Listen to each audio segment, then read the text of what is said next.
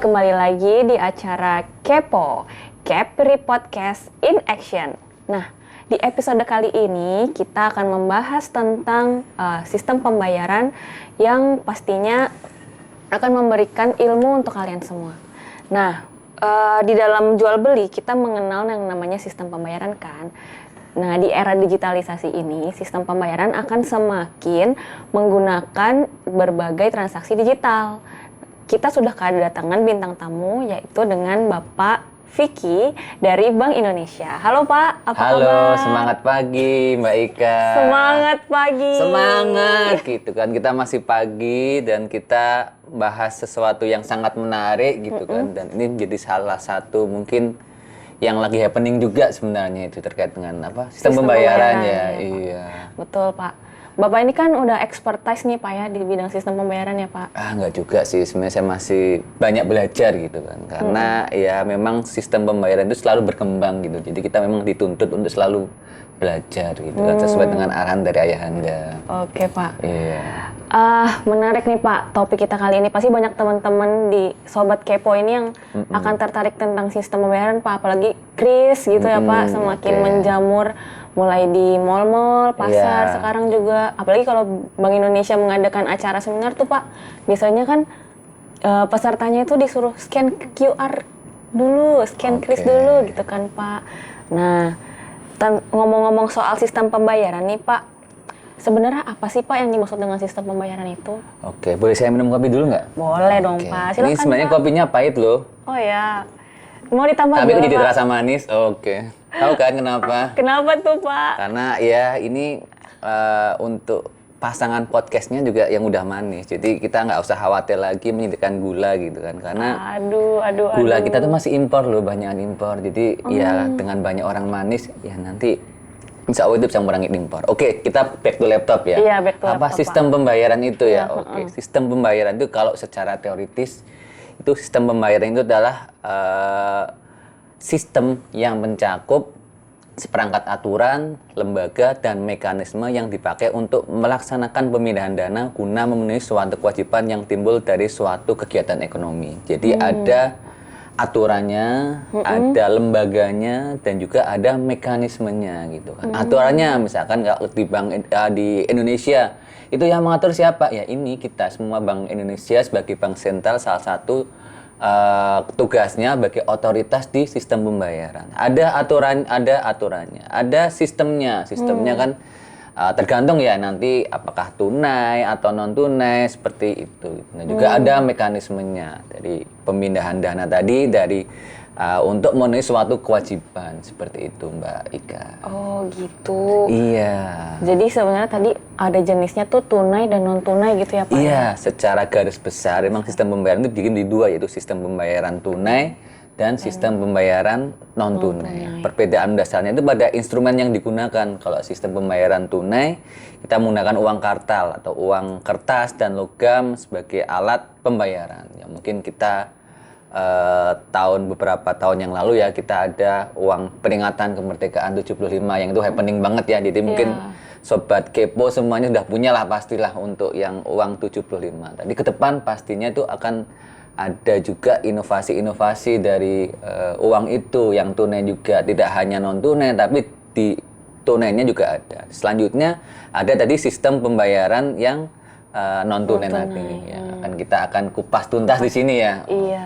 Wah, menarik kan Sobat Kepo. Tadi kita udah dengerin tentang sistem pembayaran tunai itu uang kertas, uang logam yang biasa kita gunakan, ya kan Pak? Iya. Nah, terus kalau yang non tunainya ini nih yang akan kita kupas lebih dalam.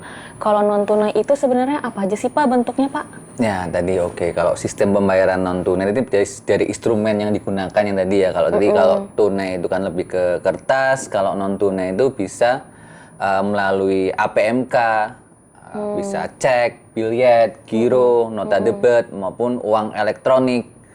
Itu yang non tunai tadi. Nah, sebenarnya kalau kita lihat secara garis besar itu bisa dibagi menjadi dua, itu transaksi yang besar atau wholesale dan juga transaksi retail. Retail namanya retail, teman-teman. iya. Nah, jadi sobat jangan lupa nih, kalau yang besar itu disebutnya wholesale, kalau yang kecil disebutnya retail. Nah, si non tunai ini ternyata ada 2 jenis tadi tuh, wholesale dan retail. Nah, kalau teman-teman transfer biasa tuh, nah kita coba cek dulu ke Pak Vicky nih. Kalau transfer biasa Pak, kayak buat jajan gitu tuh maksudnya masuk yang jenis apa tuh Pak? Oke, jadi kalau kita sebenarnya dari definisi ya, kita melihat sebenarnya apa sih sebenarnya transaksi yang besar ini. Jadi transaksi besar itu yang memiliki karakteristik yang bersifat penting dan sifatnya urgent, segera gitu kan. Meliputi transaksi antar bank, transaksi di pasar keuangan atau transaksi dengan nilai SES itu di atas 1 miliar. Nah, kalau Bank Indonesia itu menggunakan, teman-teman tahu lah pasti ada namanya BI RTGS, Real Time Gross Settlement. Ada juga BI S4. Bukan S1, S2 atau S4 ya. S3 ya. Ini ada lagi BI S4 itu Bank Indonesia Scriptless Security Settlement System. Itu yang transaksi besar. Nah, yang untuk kecil itu transaksi yang individu tadi, misalkan yang sifatnya di bawah 1 miliar dengan karakteristik nilainya kecil dan relatif tinggi frekuensinya gitu kan. Kalau Mbak Ika sering transfer ke temennya gitu kan, ya biasanya kan sering gitu kan, dan itu kecil-kecil. Tapi nggak apa-apa kalau transaksi ke saya sering, besar juga nggak apa-apa sih, saya terima aja sih. Iya. Bisa aja nih Pak Vicky nih ya, teman-teman. Nah, Sobat Kepo, jadi untuk transaksi kalau Sobat Kepo melakukan pembayaran di toko, itu namanya transaksi retail, teman-teman. Jadi teman-teman bisa menggunakan transaksi non tunai tadi ya Pak ya? Iya, non tunai yang mekanismenya bisa menggunakan retail tadi. Jadi kalau dulu kita kenal ada SKNBI, terus kita sekarang ada ngembangin namanya BI Fast gitu kan. Namanya juga BI Fast, pasti lebih cepat kan. Pecan 24/7, artinya tiap hari bisa dan tiap saat juga bisa gitu kan. Biayanya juga lebih murah. Itu salah satu inovasi dari Bank Indonesia. Nah, teman-teman pasti makin penasaran lagi nih, apalagi dengan BI Fast tadi tuh Pak. Keuntungannya murah, cepat, dan 7 kali 24 jam. Pasti mereka, pasti Sobat Kepo nih makin penasaran transaksi non tunai apalagi nih yang bisa kita gali. Nah, tadi kita udah ngomongin soal keuntungan dan manfaatnya nih Pak.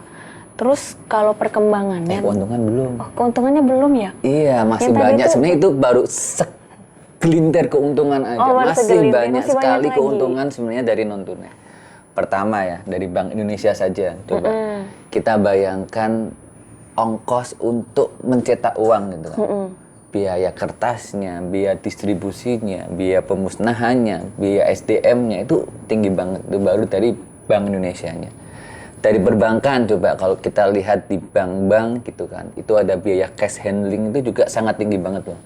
Jadi contoh ya, dengan adanya banyak ATM itu kan pasti juga cost kan. Dan kalau kita lihat masuk ke bank, itu apa yang banyak? Paling aktivasinya Pak, teller, ngitung uang dan lain sebagainya. Itu juga sebenarnya cost juga gitu.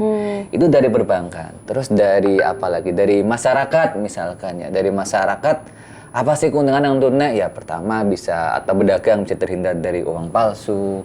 Dan juga lebih nggak ribet gitu kan, nggak perlu uang pengembalian kan. Kalau kita sering menemukan kadang ya pengembaliannya pakai permen, itu nggak boleh gitu kan. Harus pengembalian ya pakai uang rupiah juga gitu kan. Jadi kita nggak perlu cari-cari uang kecil seperti itu. Bagi pemerintah daerah juga ada lagi gitu kan. Bagi perbankan sebenarnya ada lagi. Jadi kalau kita melihat filosofi kehidupan itu bermanfaat ketika ada yang mengalir.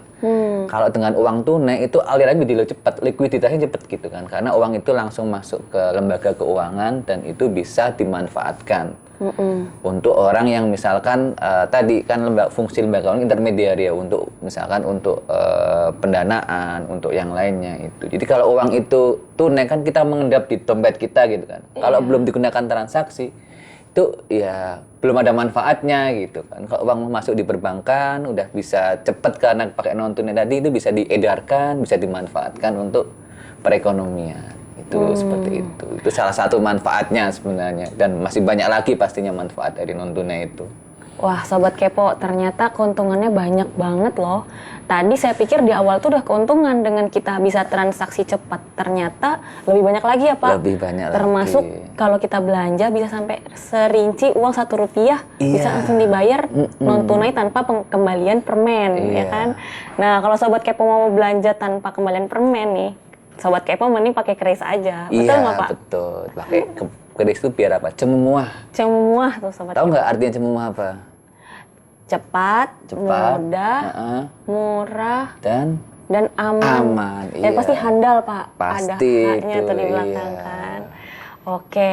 Nah, kita udah ngomongin tentang manfaat nih, Pak, keuntungan. Terus mau tahu, Pak, ke depannya tuh kira-kira perkembangan ke depan nih tentang transaksi non tunai dan dampaknya tuh gimana ya, Pak?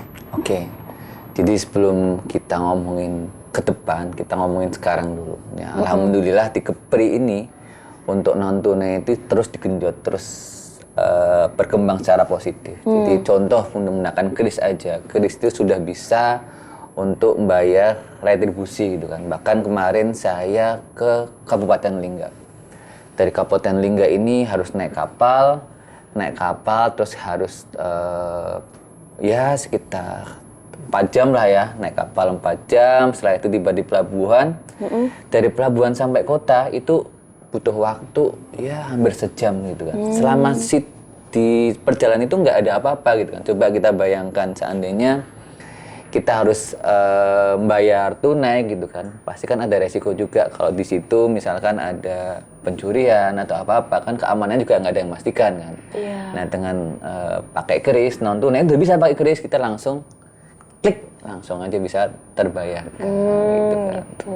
Seperti itu dan lain sebagainya. Kita untuk di Natuna juga yang daerah 3T itu juga bisa gitu kan. Itu juga bisa dan yang lainnya misalkan kita dorong paling nggak 3 hal. Pertama dari sisi bansos, bantuan sosial kita dorong secara non tunai. Terus dari moda transportasi juga kita dorong seperti itu, dan juga dari sisi elektronisasi transaksi pemerintah daerah. Bahkan di Batam ya ada moda transportasi Trans Batam itu sudah bisa memanfaatkan secara non tunai gitu kan. Bahkan ini dari kebijakan pemerintah juga itu sudah bisa ada sweetener, perbedaan biaya. Ini dengan biaya non tunai itu lebih murah bayarnya dibandingkan biaya yang tunai. Ini salah satu terobosan bagaimana mendorong minat masyarakat untuk menggunakan non tunai itu sih. Nah, ke depan bagaimana sih?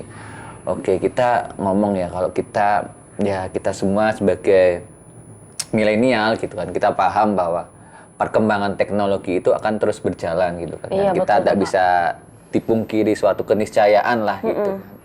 Nah, pastinya itu juga akan mendorong transaksi non tunai, karena transaksi non tunai baik itu kris maupun yang lainnya itu akan sejalan perkembangannya dengan teknologi gitu kan. Dan taruhlah kris yang menggunakan scan-nya bayarnya pakai HP misalkan ya. Kita lihat ya dari sisi pengguna HP, hampir semua masyarakat di Indonesia itu menggunakan HP gitu. Dan bahkan pemerintah sudah bagaimana membuat koneksi internet itu terus membaik gitu kan. Artinya apa? Artinya ya sebenarnya nggak ada alasan lagi untuk kita kembali ke belakang. Kita harus terus maju bagaimana memanfaatkan non tunai ini untuk tadi. Karena tadi kita udah ngomong keuntungannya apa aja gitu kan, untuk sikap bisa mengoptimalkan keuntungan dari non tunai tadi seperti itu. Wah, menarik banget nih ya Pak ya. Perkembangan sekarang aja itu sebenarnya udah menuju ke masa depan nih dengan kita melihat bahwa digitalisasi udah masuk ke sistem pembayaran non tunai itu tadi ya Pak. Apalagi kalau ke depan makin banyak lagi pengguna platform digital, pastinya sistem pembayaran non tunai ini akan semakin digemari masyarakat. Betul. Didukung juga oleh pemerintah tadi ada sweetener terus. Nah, kalau untuk Sobat Kepo sendiri nih Pak, untuk kaum milenial, menurut Bapak apa sih yang menarik dengan pembayaran non tunai ini? Oke, mungkin Sobat Kepo tahu ya, bukan tahu sih, mungkin ngalamin juga ya. Kalau saya dulu ya, kita ketinggalan dompet itu udah pusing gitu kan. Jangan-jangan saya mau ini nggak bisa. Kalau sekarang kita pasti takut ketinggalan HP karena semuanya ada di HP gitu kan. Dari mulai kita mau narsis atau kita mau aktivitas kita untuk pembayaran apa gitu kan, itu bisa menggunakan HP gitu kan. Bahkan untuk kita bayar hampir semua aktivitas kehidupan kita sehari-hari, dari mulai bangun tidur sampai kita tidur lagi itu bisa menggunakan HP. Contoh bangun tidur, kita ngapain biasanya nih? Bangun tidur kita siap-siap mau kantor nih. Mau kantor, kita akan pesan Gojek takut ya, atau Grab atau apalah ya.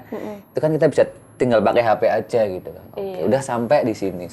Oh kita lapar mau pesan makanan bisa juga pakai HP gitu kan.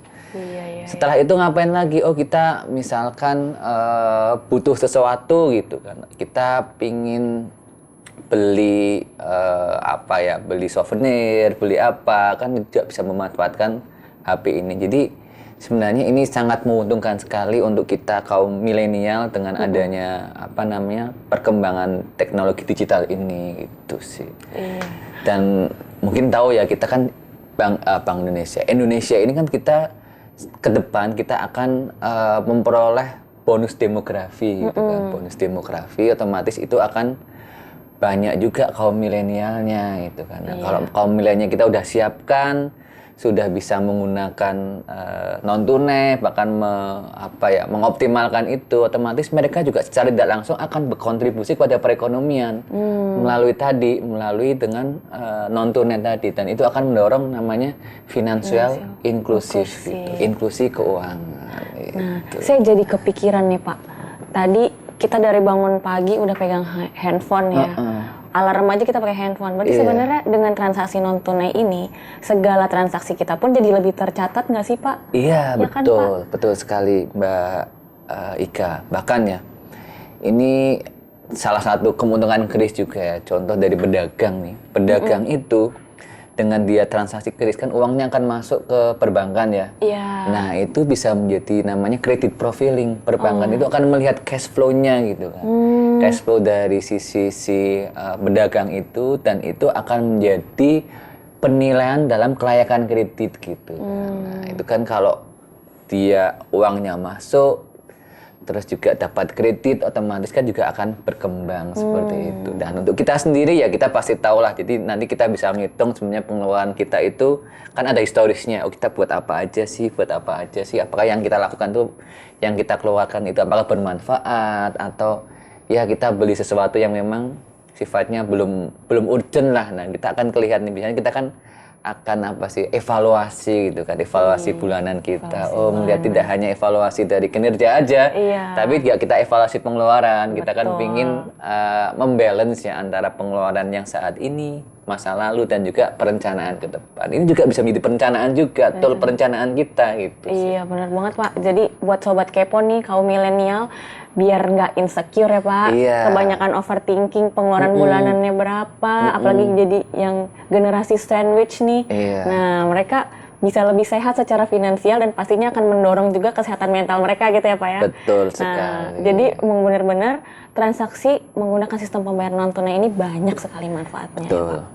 Nah dengan manfaat yang banyak ini Pak, pastinya kan pemerintah nih, atau apalagi Bank Indonesia akan punya kebijakan ke depan nih Pak. Kira-kira apa sih Pak kebijakan dari Bank Indonesia, khususnya Bank Indonesia Kepulauan Riau ini untuk meningkatkan pembayaran non tunai ke depannya?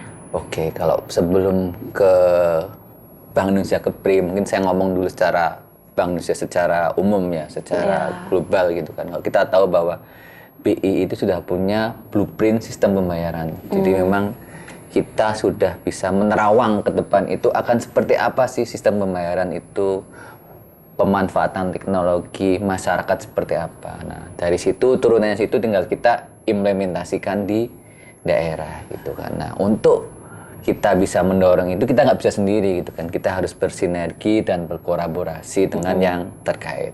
Karena memang salah satu tantangannya terkait dengan misalkan akses jaringan. Kita tahu bahwa Kepri itu adalah kepulauan gitu kan. Kita masih ada beberapa yang masih blank spot itu.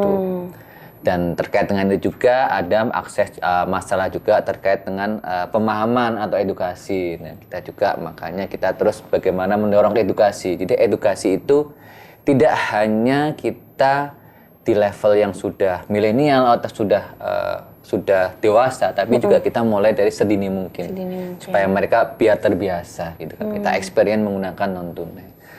Terus di kita juga di Kepri juga ada juga kita mendorong tadi ya, kalau akses di Kepri itu kan namanya kepulauan itu melalui pelabuhan gitu kan. Pasti melalui kapal pelabuhan. Nah, kita bagaimana mendorong di situ itu di lingkungan situ sudah melakukan non tunai gitu kan. Oh. Iya, jadi kawasan pelabuhan. Supaya apa? Supaya tadi masyarakat akan terbiasa gitu kan. bener. Experience-nya itu dapat gitu kan. Kalau udah sudah merasakan enaknya, pasti akan ketagihan. Kalau udah ketagihan, pastilah melupakan yang lain. Tapi jangan lupakan saya ya. Oke. Bener nih, kalau narasumber satu ini pasti nggak akan kita lupakan ya Sobat Kepo. Alhamdulillah. Karena sangat informatif gitu kan. Nah, udah ngomongin soal kebijakan tadi nih, sistem pembayaran blueprint tadi. Sobat Kepo masih penasaran nggak sih gimana kalau itu diimplementasikan langsung di bank, nggak cuma di Bank Indonesia ya, tentunya di Kepulauan Riau ini. Apakah Sobat Kepo akan segera bisa melakukan scan-scan di mana-mana dengan QR IS ini atau kita sebut KRIS? Ya, jadi Sobat Kepo kan makin penasaran kan dengan tadi cerita Pak Vicky, gimana kalau kita mulai mengimplementasikan secara masif KRIS itu di Kepulauan Riau. Nah, kita tuh ada kegiatan namanya Pekan KRIS ya Pak ya? Iya, betul. Nah, di sini tuh nanti Sobat Kepo bisa mengalami langsung gitu gimana sih menggunakan KRIS, scan KRIS tuh gimana, terus pembayarannya secepat apa. Nah, jangan lupa Sobat Kepo untuk datang ke event Pekan KRIS itu. Iya. Catat ya tanggalnya, tanggal 15 sampai 20 Agustus tahun 2022 di Batam. Kita akan ada kegiatan edukasi KRIS, onboarding KRIS, showcase KRIS, hiburan dan juga perlombaan KRIS. Intinya apa? Kita untuk mendorong dari mulai usage-nya, experience-nya, dan juga kita pingin supaya kita ada penambahan KRIS yang lebih banyak lagi seperti itu. Nah, Itu menarik sih. sekali kan kegiatannya. Dan pastinya ada bertebaran hadiah-hadiah ya Pak ya? Pasti. Juga kita ada lomba-lomba edukatif gitu. Nah, Sobat Kepo jangan lupa ikutin kegiatan itu supaya Sobat Kepo bisa memenangkan berbagai hadiah dan pastinya dapat ilmu dari Pekan KRIS ini. Oke, nanti jangan lupa ya cek dan follow-nya Instagram BI Kepri. Nanti info lengkapnya bisa dilihat di situ. Nah, cek tuh BI Kepri. Jangan lupa langsung di-follow Instagramnya. Dicatat juga tanggalnya 15 sampai 20 Agustus 2022. Oke. Sekian nih Sobat Kepo acara kita hari ini. Terima kasih Pak Vicky. Terima kasih Mbak Vika. Untuk informasinya yang sangat menarik. Terus untuk kegiatan KRIS yang ke depan nih promosinya. Mudah-mudahan Sobat Kepo yang menonton acara kita tidak menyia-nyiakan waktu di tanggal 15 sampai 20 Agustus ini untuk hadir ke acara Pekan KRIS. Oke, terima kasih untuk kebersamaan kita pada hari ini. Terima kasih juga untuk perhatiannya pada acara Kepo Kepri Podcast in Action. Sampai jumpa di acara selanjutnya. Dadah!